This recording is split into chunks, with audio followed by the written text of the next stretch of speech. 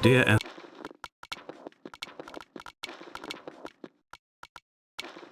Esther, I sometimes feel as if I've given birth to this island. Somewhere between the longitude and latitude, a split opened up, and it beached remotely here. No matter how hard I correlate, it remains a singularity, an alpha point in my life that refuses all hypothesis. I return each time leaving fresh markers that I hope, in the full glare of my hopelessness, will have blossomed into fresh insight in the interim.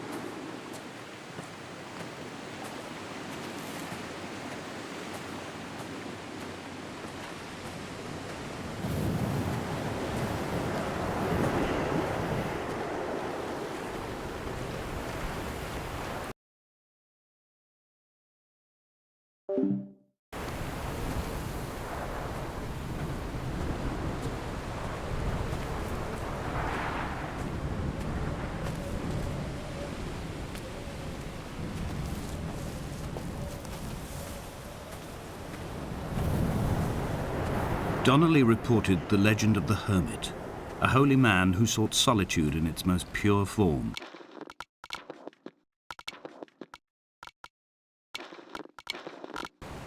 Allegedly, he rode here from the mainland in a boat without a bottom, so all the creatures of the sea could rise at night to converse with him. How disappointed he must have been with their chatter. Perhaps now, when all that haunts the ocean is the rubbish dumped from the tankers, he'd find more peace. They say he threw his arms wide in a valley on the south side, and the cliff opened up to provide him shelter. They say he died of fever 116 years later. The shepherds left gifts for him at the mouth of the cave, but Donnelly records they never claimed to have seen him. I have visited the cave and I have left my gifts, but like them, I appear to be an unworthy subject of his solitude.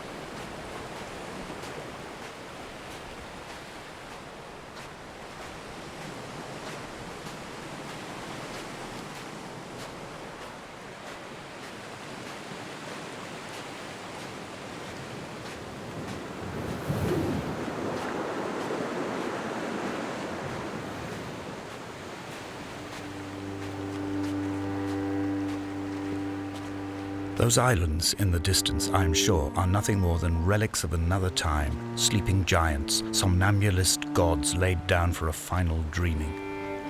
I wash the sand from my lips and grip my wrist ever more tightly. My shaking arms will not support my fading diaries.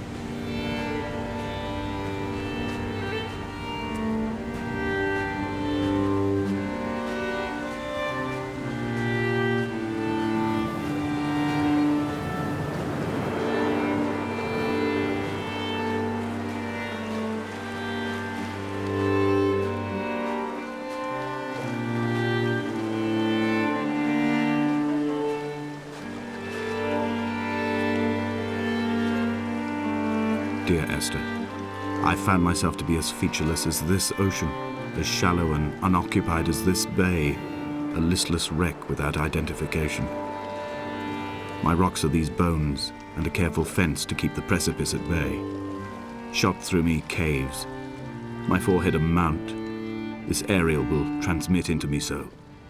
All over exposed, the nervous system, where Donnelly's boots and yours and mine still trample. I will carry a torch for you. I will leave it at the foot of my headstone. You will need it for the tunnels that carry me under.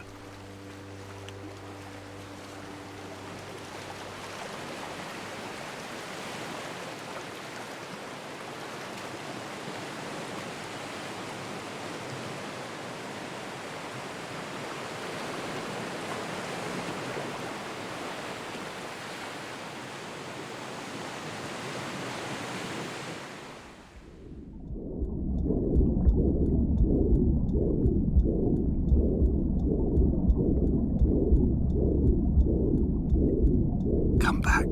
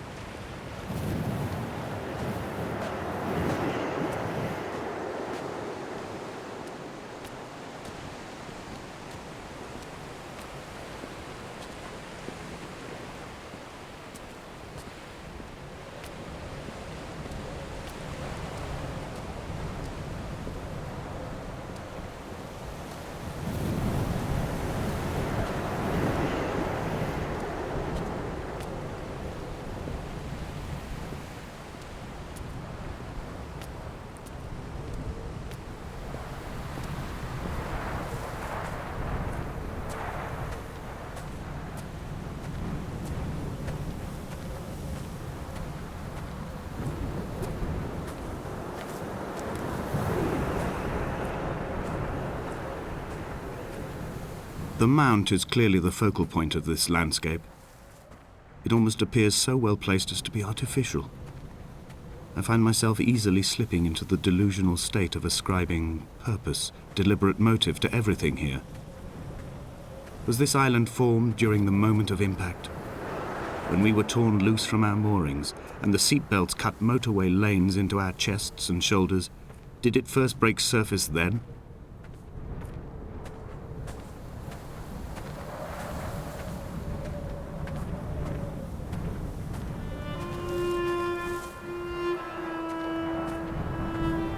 When someone had died or was dying, or was so ill they gave up what little hope they could sacrifice, they cut parallel lines into the cliff, exposing the white chalk beneath.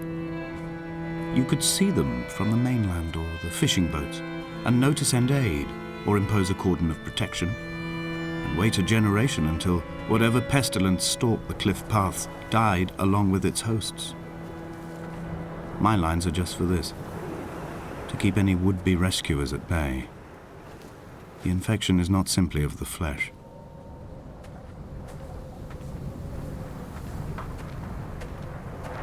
They were God-fearing people, those shepherds. There was no love in the relationship. Donnelly tells me that they had one Bible that was passed around in strict rotation. It was stolen by a visiting monk in 1776, 2 years before the island was abandoned altogether. In the interim, I wonder, did they assign chapter and verse to the stones and grasses, marking the geography with a superimposed significance that they could actually walk the Bible and inhabit its contradictions?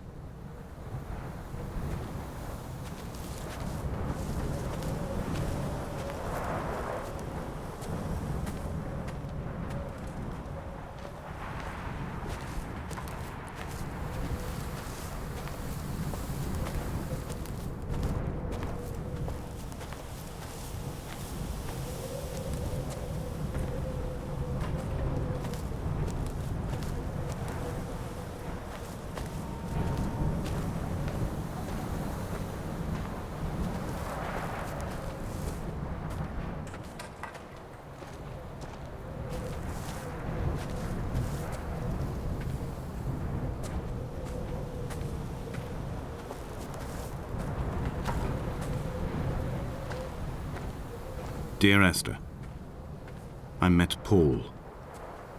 I made my own little pilgrimage. My Damascus, a small semi-detached on the outskirts of Wolverhampton. We drank coffee in his kitchen and tried to connect to one another. Although he knew I hadn't come in search of an apology, reason or retribution, he still spiraled in panic, thrown high and lucid by his own dented bonnet. Responsibility had made him old. Like us, he'd already passed beyond any conceivable boundary of life.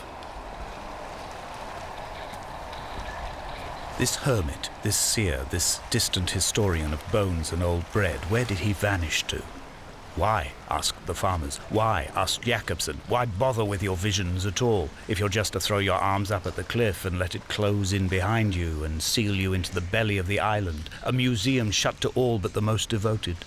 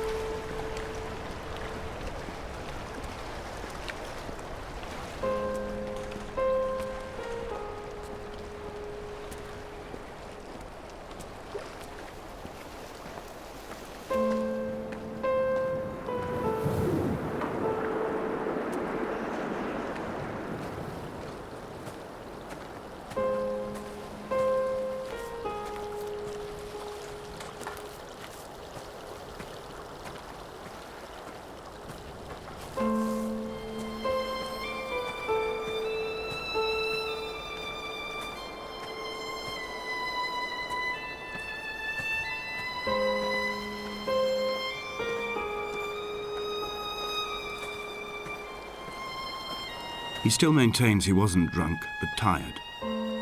I can't make the judgment or the distinction anymore. I was drunk when I landed here, and tired too.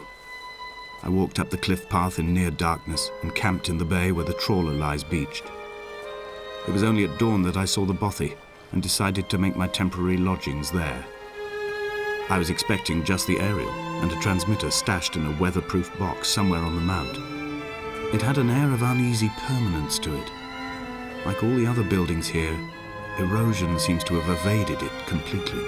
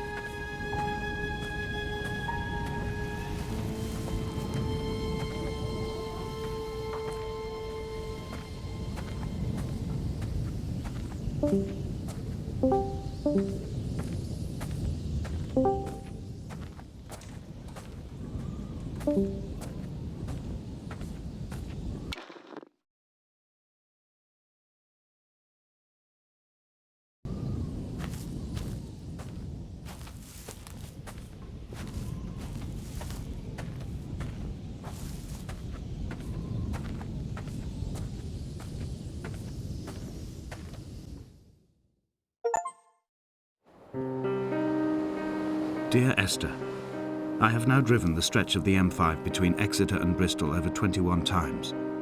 But although I have all the reports and all the witnesses and have cross-referenced them within a millimetre using my Ordnance Survey maps, I simply cannot find the location.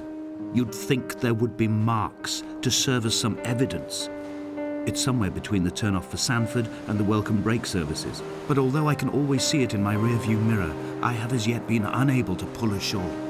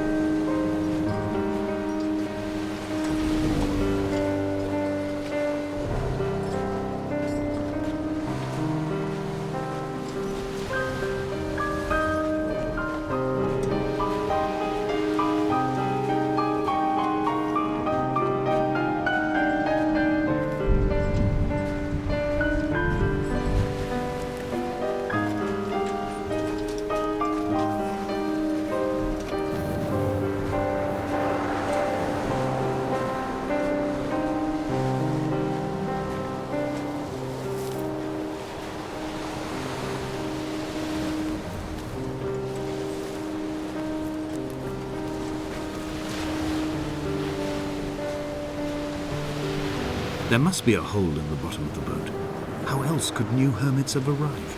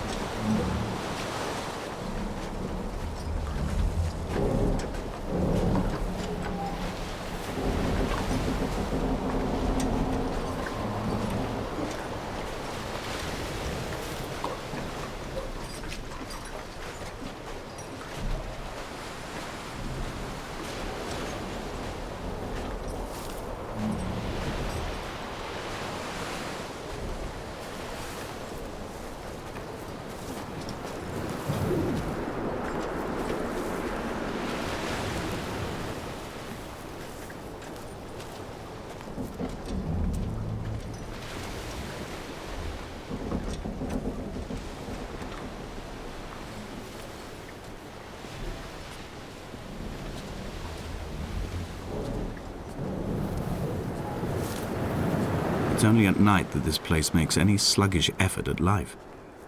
You can see the buoy and the aerial. I've been taking to sleeping through the day in an attempt to resurrect myself. I can feel the last days drawing upon me. There's little point now in continuation. There must be something new to find here. Some nook or some cranny that offers a perspective worth clinging to. I've burnt my bridges. I've sunk my boats and watched them go to water.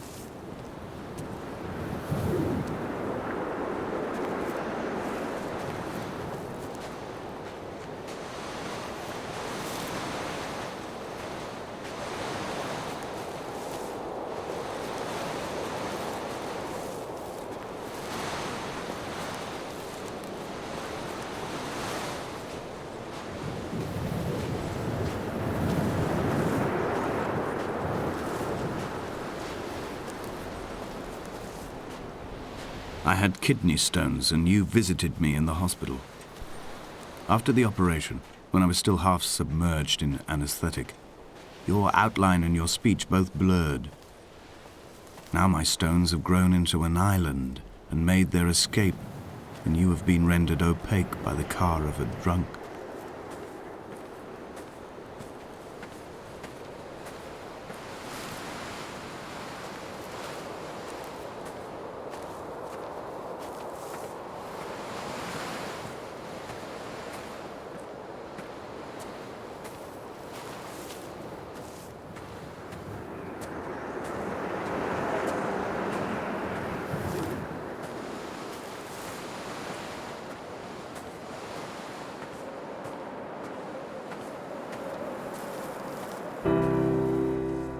I've begun my ascent on the windless slope of the western side. The setting sun was an inflamed eye squeezing shut against the light shone in by the doctors. My neck is aching through constantly craning my head up to track the light of the aerial. I must look downwards, follow the path under the island to a new beginning.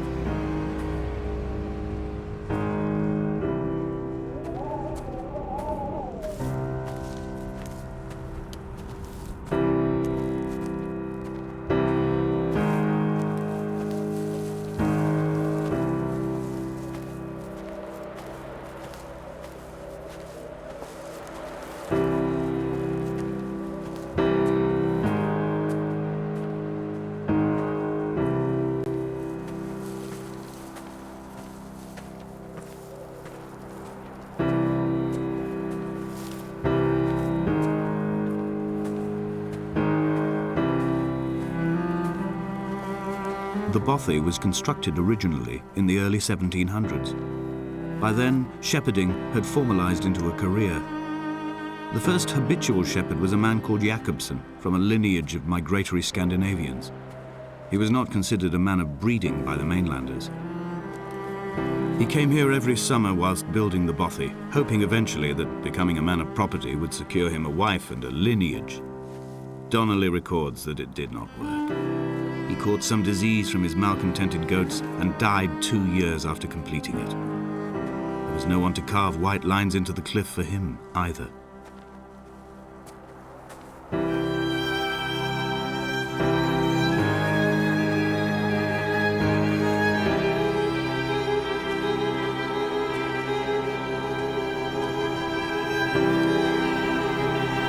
Inventory.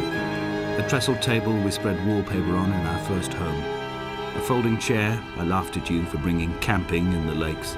I was uncomfortable later and you laughed then. This diary, the bed with the broken springs. Once asleep you have to remember not to dream.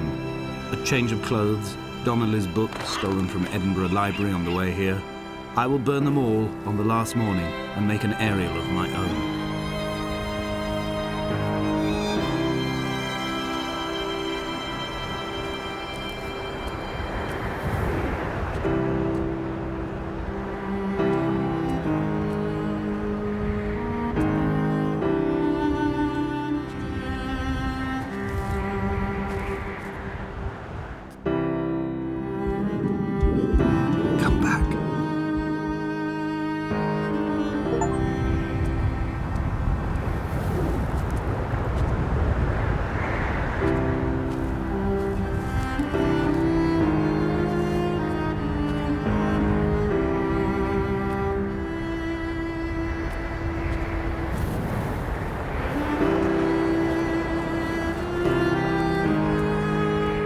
In a footnote, the editor comments that at this point, Donnelly was going insane as syphilis tore through his system like a drunk driver.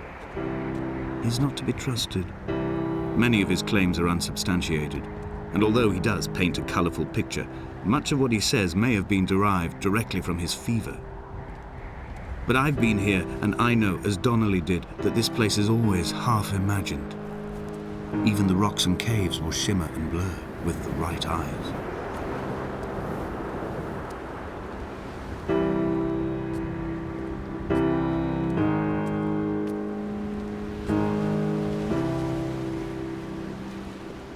They found Jakobsen in early spring. The thaw had only just come. Even though he'd been dead nearly 7 months, his body had been frozen right down to the nerves and had not even begun to decompose. His fingernails were raw and bitten to the quick. They found the phosphorescent moss that grows in the caves deep under the nails. Whatever he'd been doing under the island when his strength began to fail is lost. He'd struggled halfway up the cliff again, perhaps in a delirium, perhaps trying to reach the bothy's fire before curling into a stone and expiring.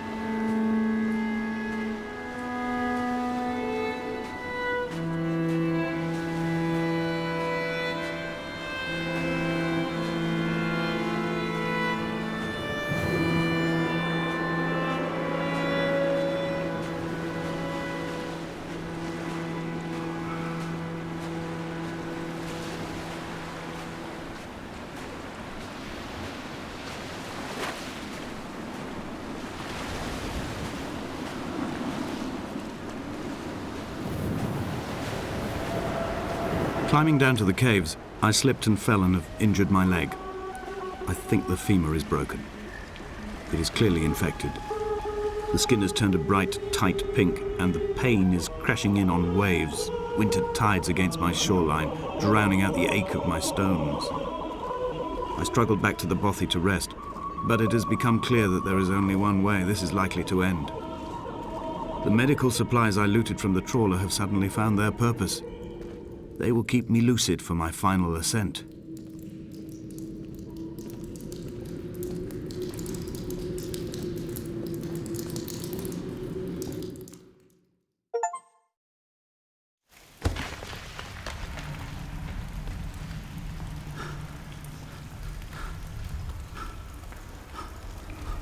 Donnelly's addiction is my one true constant.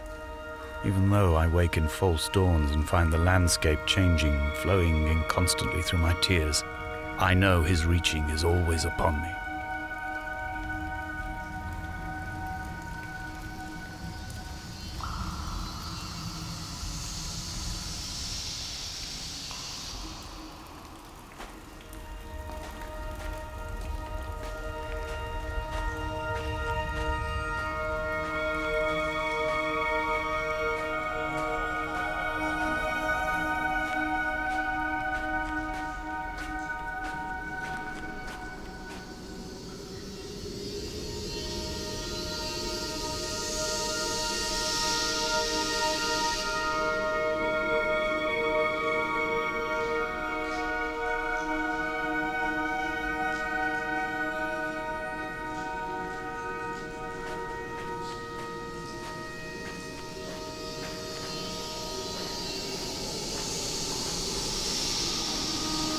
I first saw him sat by the side of the road. He was waiting for you to be cut out of the wreckage. The car looked like it had been dropped from a great height. The guts of the engine spilled over the tarmac, like water underground.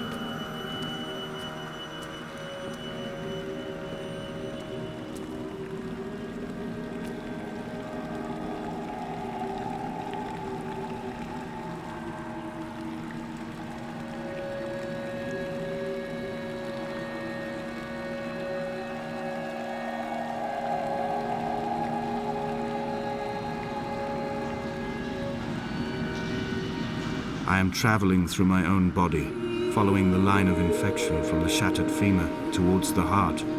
I swallow fistfuls of painkillers to stay lucid. In my delirium, I see the twin lights of the moon and the Ariel shining to me through the rocks.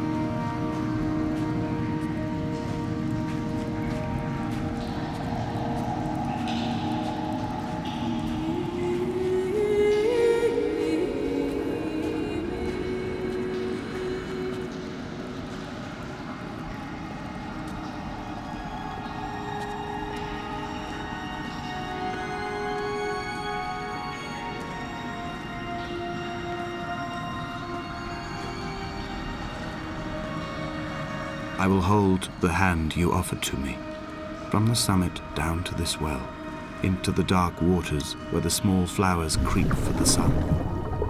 Headlights are reflected in your retinas, moonlit in the shadow of the crematorium chimney.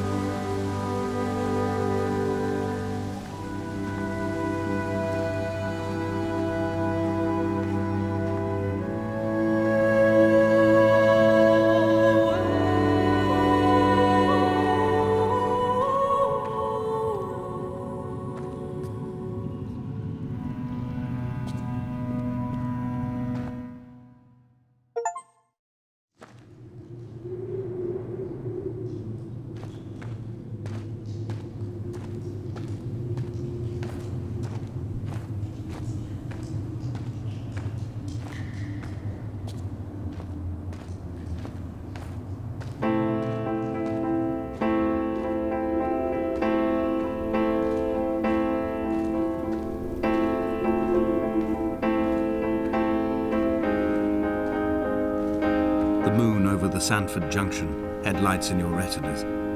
Donnelly drove a grey hatchback without a bottom. All the creatures of the tarmac rose to sing to him. All manner of symbols crudely scrawled across the cliff face of my unrest. My life reduced to an electrical diagram. All my gulls have taken flight. They will no longer roost on these outcrops. The lure of the moon over the Sandford Junction is too strong.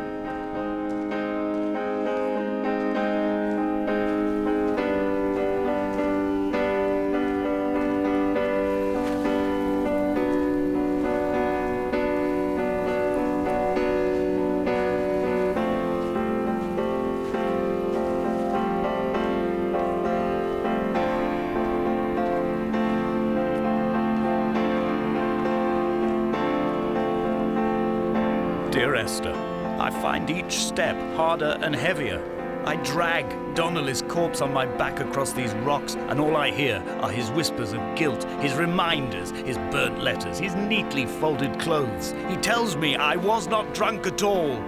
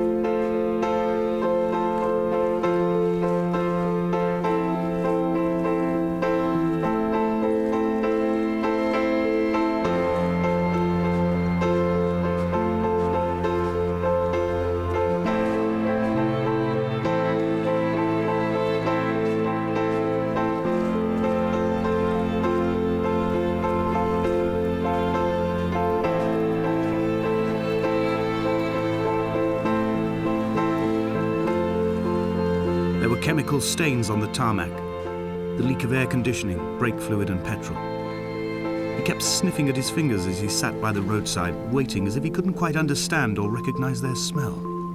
He said he'd been traveling back from a sales conference in Exeter. He'd stopped for farewell drinks earlier, but had kept a careful eye on his intake. You could hear the sirens above the idling traffic.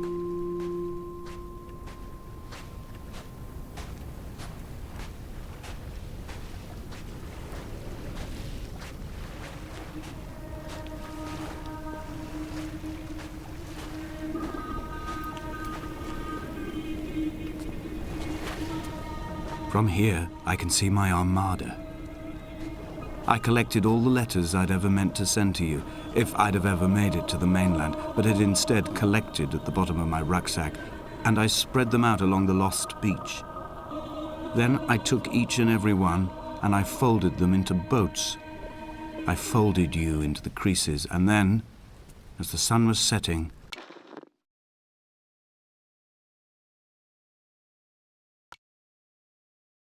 I set the fleet to sail, shattered into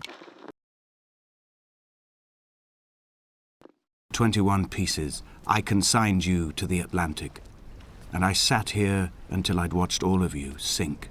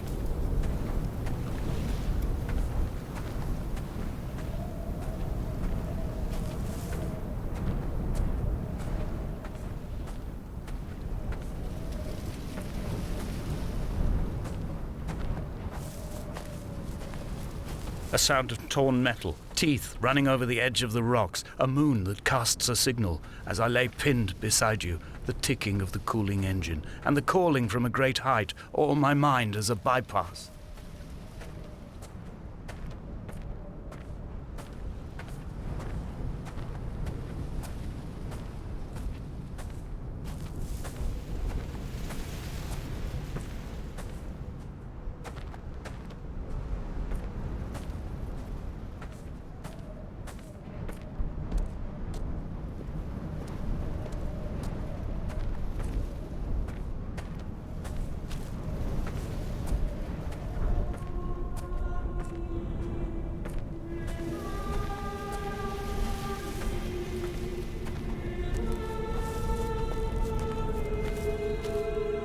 I've begun my voyage in a paper boat without a bottom. I will fly to the moon in it. I've been folded along a crease in time, a weakness in the sheet of life. Now you've settled on the opposite side of the paper to me. I can see your traces in the ink that soaks through the fiber, the pulped vegetation. When we become waterlogged and the cage disintegrates, we will intermingle. When this paper aeroplane leaves the cliff edge and carves parallel vapor trails in the dark, we will come together.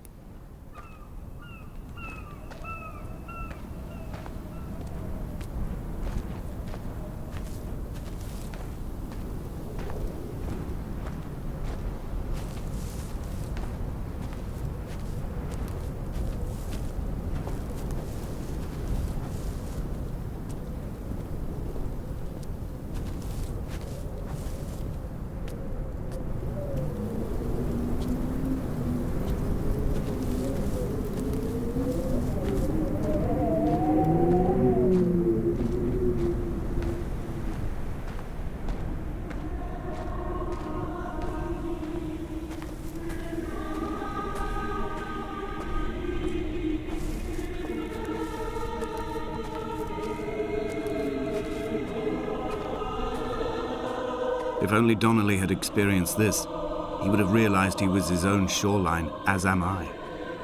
Just as I am becoming this island, so he became his syphilis, retreating into the burning synapses, the stones, the infection.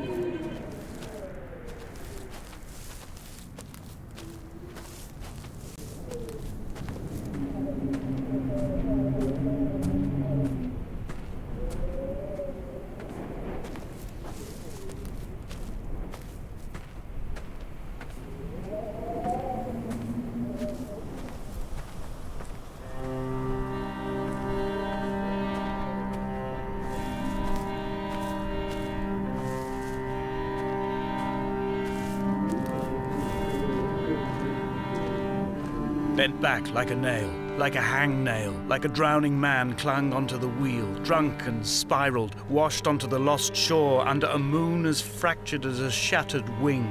We cleave, we are flight and suspended, these wretched painkillers, this form inconstant. I will take flight, I will take flight.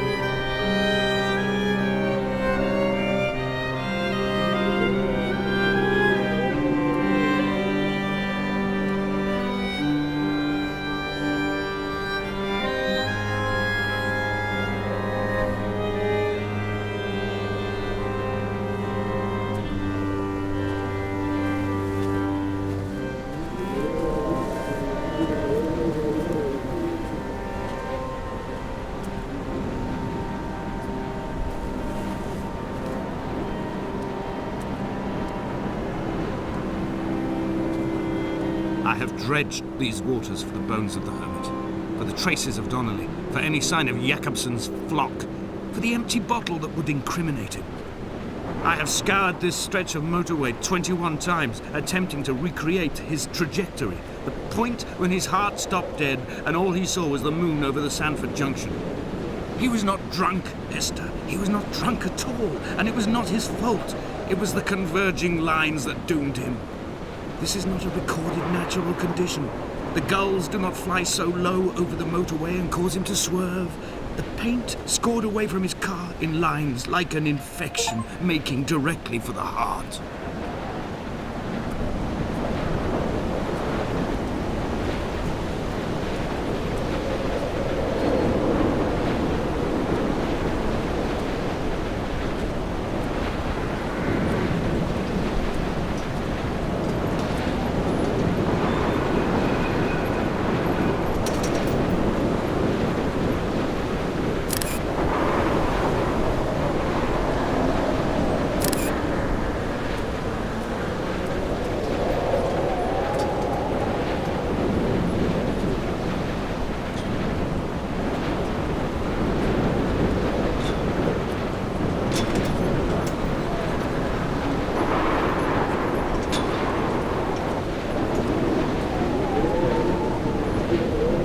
I am the Ariel.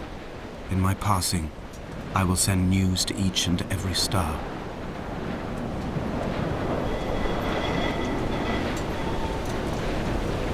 Dear Esther, I have burnt my belongings, my books, this death certificate.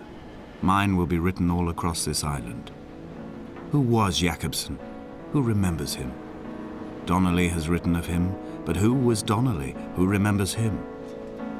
I have painted, carved, hewn, scored into this space all that I could draw from him. There will be another to these shores to remember me. I will rise from the ocean like an island without bottom, come together like a stone, become an Ariel, a beacon that they will not forget you. We have always been drawn here. One day the gulls will return and nest in our bones and our history. I will look to my left and see Esther Donnelly flying beside me. I will look to my right and see Paul Jakobsen flying beside me. They will leave white lines carved into the air to reach the mainland, where help will be sent.